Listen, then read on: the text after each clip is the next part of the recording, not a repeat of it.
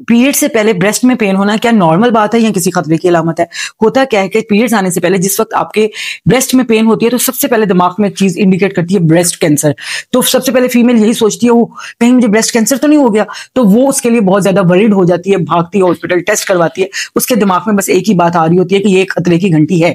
ऐसा नहीं है। आपको पीरियड से पहले ब्रेस्ट में बहुत ज्यादा पेन रहती है तो इसकी रीजन एक ये हो सकती है कि जिस वक्त आपको पीरियड्स आने वाले होते हैं उस वक्त आपके हार्मोन्स जो हैं वो बहुत पीक पे होते हैं। हार्मोन्स की वजह से आपके ब्रेस्ट के अंदर पेन भी होता है, हार्मोन्स की वजह से आपके ब्रेस्ट के अंदर खिंचाव भी होता है। तो ये एक नॉर्मल सिम्टम कंसीडर किया जाता है, इसके लिए आपको परेशान नहीं होना।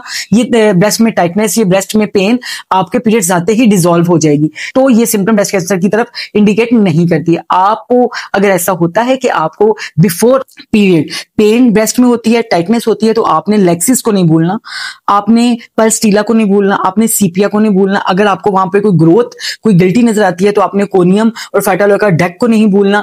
और अगर आपका मूड खराब, चिड़चिड़ापन है, हर चीज बुरी लगती है, लड़ने झगड़ने को दिल चाहता है, तो सीपिया को आपने बिल्कुल नहीं भूलना। ये मेडिसिन लेने से आपका जो प्री मेंस्ट्रुअल सिंड्रोम है वो कंट्रोल हो जाएगा और ब्रेस्ट पेन भी जाती रहेगी।